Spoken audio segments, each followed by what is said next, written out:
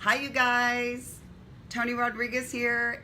Happy Mother's Day. It is Mother's Day. I have been waiting to see this amazing woman, Mary Helen Martinez, my mom, for a very long time. I'm so excited that she has agreed to let me interview her. I think Mom is probably one of the most eloquent speakers. Hey, Neats, how are you? So here's her interview. I'm so excited. So here we are, okay? We were gonna do it at the Palacio Hotel. It was so loud there. There was so many people, and we have some specific messages we want to get across today. Hey, Roger, how are you? Thanks for watching. Hey, Sam, thanks for watching, you guys. So this is my beautiful mom. We're gonna get right into it. Mary Helen Martinez was Delgado.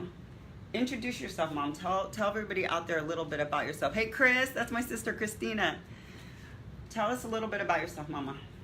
Okay, well, my name is Mary Helen Martinez again. I am 77 years old and I feel like I'm 50. So I have a message for people out there regarding age. It's just a number. And on this beautiful Mother's Day week, I have had a lot of beautiful things happen to me. Thank you for having me on here. I'm scared of Facebook, I'm scared of media, but I'm gonna do my best because I do have a message for everybody in their 70s. Woo! Y'all better get ready. When this woman has a message, we listen. All my brother and sisters, including my dad, who's here at this interview. Hey, Fatima, she said, love your energy, Tony. Thank you. Thank you for always watching. Listen, my mom is one of the most amazing people I've ever had, like, the pleasure of being part. I mean, she's my mom. I mean, come on, we all love our moms, or we should anyway. But yeah, she thinks I'm a little nuts out of all her kids, if you haven't realized that. Hey, Daryl King, he's always watching too. Thank you, Daryl, for watching on this Mother's Day. Okay, Mom, tell me a little bit about momhood and motherhood and who influenced you the most in your life. And how did you become the mother that you are? I was actually influenced by my wonderful mother, who I lost to cancer when I was in my 40s. So my mother was, of course, the guideline for what I was going to be. I watched how she conducted her life. I watched the pointers that she gave me, and she never preached. All you had to do is watch how she lived her life, and that was enough for me. I was also influenced by my father. I didn't come to this country until I was 9 years old. I had never had a book in my hand. And my father was an avid reader. And he introduced me to books. He taught me how to read in English in 1 month at 9 years old. And from that day to this day, I'm a ferocious reader. I read daily. And so those are the biggest influences, because reading opened the mind, for my mind. I was from Mexico in a very poor little city, and it opened my heart and my mind to what I wanted to be and why I wanted to come to this country. And I accomplished everything that I decided to be when I was 10. Mom, tell them the city where you were born. I was actually born in Chicago, Illinois, accidentally. My mom was traveling. They were migrant workers, and she went into labor, and she delivered me in Chicago, Illinois, by Cook County Hospitals, which I still have the names of the doctors that delivered me. Wow. And that's how. Then I was taken to Mexico, because my mother. Where did you live in Mexico? In Mexico, I was in Morelos, Coahuila, Mexico, and my mother was an undocumented worker for many years. And she eventually, at 16 years old, got all her papers, and we came back to this country where I always wanted. This is the greatest country in the world, and this is where I wanted to live. Amen. Amen. Hey, George, how are you? Thanks for watching. Hey, James, I hacked my mom's phone, so now I'm watching. That's my nephew, James. Wow, is that not inspirational? Books opened her mind. I know growing up, Mom, you always encouraged us to be educated, to learn, to be the best that we could be. Hi, Manuel Molina. Thanks for watching. What other things, Mom, have you endured in your life? I know that you came from an impoverished background. I know that it was a struggle for you. But what was so amazing to watch as a little girl growing up and having the fortune to see my grandmother, who was very strong, both my grandmothers, not just one grandma, I had two very strong grandmothers, and to see this woman, you never knew that they were struggling. My mom has survived breast cancer twice, once at 40, once at 60. Breast cancer, full mastectomy. My mom and we lost my grandmother in her 60s to breast cancer. We're very, very familiar. And she retired from American Cancer Society, where she dedicated her life. And at this point, in her 70s, do you know that this woman still volunteers, no pay, could easily still work because she's that amazing and sharp, volunteers with cancer patients, women of all ages, all ethnicities, still surviving, still going through the process, pre, during, post-cancer. This woman is still mentoring and helping women. Mom, what's the message? I know we could go on and on for days. I want you to hear this beautiful message. Hi, Angel, how are you? Thank you for watching. Give us a ray of hope. I mean, tell us a little bit about what you believe about cancer and how we can handle these processes. Well, I want to talk about the journey of cancer.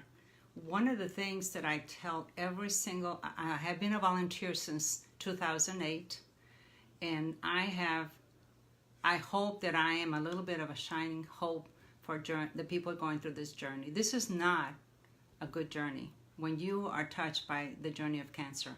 And my message from the day I meet them is until that day I don't talk to them anymore, is you never lose hope. This is an illness that can be conquered with the right medication, the right attitude. And for all of you that are going right now through that, every morning you get up in the morning and you look in the mirror and you say, today I'm going to have the best day of my cancer journey. Don't go anywhere else but that. And right now, I want to shout out to two people that I'm actually working in San Antonio, Deborah and Charlotte. They're in the middle of their cancer journey. I'm going to get to meet one of them next week. But all I can say is I shout to you because you have been so strong in the middle of some complications. And I also have my best friend, Carol, in Houston, that is going through she got her second chemo yesterday and is being devastated about it. Carol, happy Mother's Day. You are going to make it because you never lose hope. That's when you have the journey in cancer. To prevent it, to prevent cancer, that's the key. That's my platform. Early detection and prevention. You can detect cancer yourself, but you have to be knowledgeable. If something hurts, if something's bleeding, if something's swollen, go to a doctor immediately. It's not going to go away in 3 days or a month. Go to the doctor immediately and get it diagnosed. If you're not happy with your oncologist, you didn't hear what you wanted to hear, there's a lot of oncologists out there. And go for second. I went to three opinions. I went to 3 different doctors for when I was told that I had cancer for the second time. And the second time my cancer came with a vengeance. But you know what? I fought it with a vengeance. Because early detection is key. And you can survive it. We were talking about this earlier. In 1984, 27% of all women who were diagnosed with breast cancer, only 27% were surviving in 1984. Do you know what the statistics are now? 90, N-I-N-E-T-Y, yes. 90% of women who are being diagnosed with cancer today are surviving. So we are making drastic steps towards survival through early detection and prevention. There's lots of ways, and you discuss this. My mom is passionate about it because it helped her survive it by being very, very vigilant with their own health. We have to take responsibility for our own health. Yes. And if it's one message that I want to get out this Mother's Day to all those amazing moms out there, this is not a joke for us. This is our lives. We've lived it. We lost our grandmother to it. We've lost a dear aunt to cancer in her 40s. My mom survived it twice. It is survivable, but what she's saying, it takes a mental attitude stronger than the cancer. And it takes you to be vigilant about your own health and take those preventative measures. There's tons of screening. There's yearly mammograms. Please be diligent. Please be diligent. We want to save lives. We want to beat cancer. And my mom has this dream or this shout that she talks about all the time. So Mom, do you want to let them know what you're hoping in her lifetime that she sees? In my lifetime, I hope that cancer doesn't take anybody else in my family. In my lifetime, I want to find a cure for cancer. I want it to be eradicated from the culture of our world, because I don't want one of my granddaughters to sit in a room waiting for the results of biopsy. That's my dream. That's my dream, that it will be in my lifetime to be eradicated. So I do have a lot of fundraisers for research. I donate all my money that I raised to research, because the answer in curing cancer is in research. You can give us all the nice things about how to survive the journey, but we need to stop this illness because it's taking way too many lives. Way too many lives, too early. And that's my dream. And it's not too late to dream when you're 70, because if your dream is not big enough, then it's not. If it doesn't scare you. It's got to scare you. I don't know, I think it's reversed, but what it says here is if your dreams don't scare you, they're not big enough. And that is really, really important to my mom. We're back. We got it, Addie. We got it. We got it. My dad's like yelling out names that we're supposed to be talking about. But my mom, this is why I am so resilient, okay? If your dreams don't scare you, they're not big enough. And my mom has always pushed us to be the very best that we can be all the time. And I told her, I have this new calling, Mom, to be out there and be in the public eye and let people know and be a positive light for people. Hi, John Tate. How are you today? You guys, thank you, Fatima. Thank you for people staying on. If you have any questions for my mom, she's in the San Antonio, Helotes, Texas area. She volunteers. Where are you, Mom? At what hospital? I volunteer for the American Cancer Society. We have a group that's called Reach to Recovery, and we touch women all over the world. I have actually a patient in Costa Rica, and I have one that I just got yesterday from Illinois because she doesn't speak English. So we touch people with our message of hope. I help them with resources to go through the journey of cancer, because it's the most difficult journey in your life, and you have to fight it. You have to be willing to fight it. And what I want to say is that I will continue to raise money until when I can't walk anymore. For research. And it will be for research specifically. And I will be having 2 walks already on my horizon.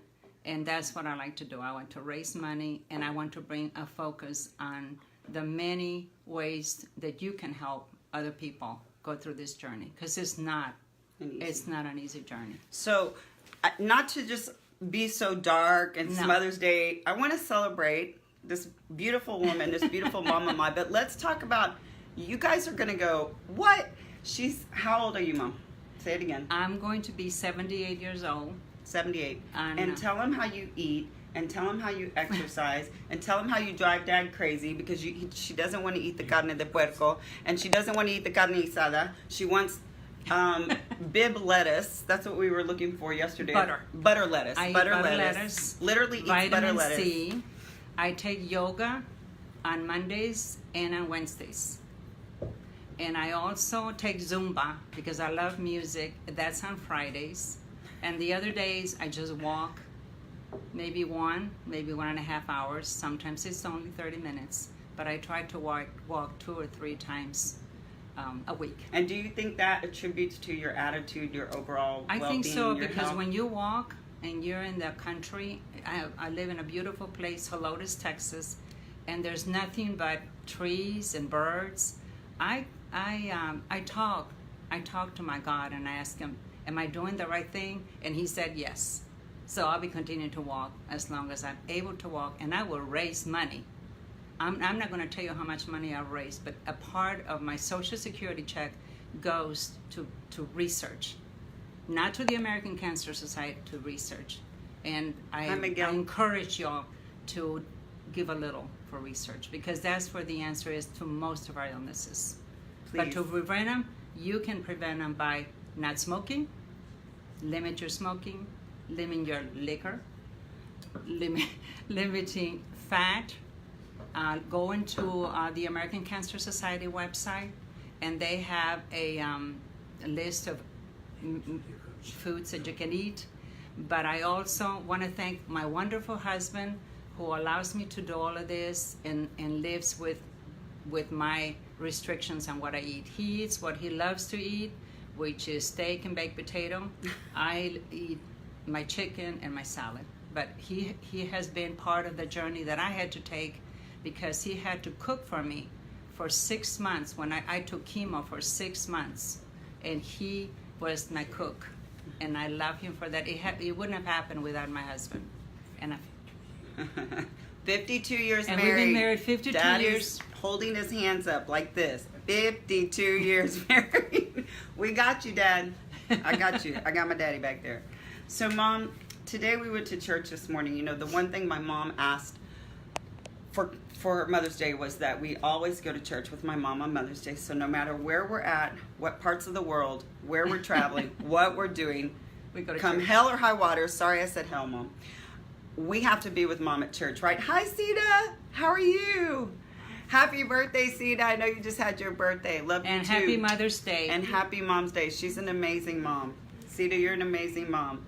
Listen, so this morning, Father Frank at Holy Spirit Church here in San Antonio was talking about humanism, individualism, the white noise, how we get so, the millennials, the younger generations, that get so inundated and so bogged down with white noise, and how they lose focus of their spiritual connection and their faith, and it, you know, all of these different evils are just ready to pounce on them and take them to places where they shouldn't go, and they're vulnerable. But you know what? This is what's so amazing. If you watched the interview yesterday with my niece, Emma, all of these children were sitting on this long pew. I looked down at the end. I saw my mom smiling. I saw my dad down there, and I went, you know, those two amazing parents have given me an incredible life. You know, I don't need the Rolls Royce and the Bentley. I don't need the yacht. I'm so wealthy in so many other ways. I'm so blessed with an amazing health. I work very hard to keep it that way. I'm not letting anything get, you know, helping the aging process. Those of you who know me, I run every day. I do my stretching relentlessly. I mean, I was literally jogging in place this morning in the kitchen, and everybody was coming and going, she's nuts. You know, because I didn't have time to go run, so I'm going to get my exercise in, right? Listen, as we're all trying to get through our year, there's another year gone by. Yes. You know, another Mother's Day's gone by. Set some goals for yourself. Really set some goals. If you're not contributing in some way to society, to your your platforms, to your beliefs, do it. If you, health-wise, you're not in the healthiest place that you think you should be, change it. Change it. Anything that you're going through, anything that's strife, right? Yes. Anything is temporary.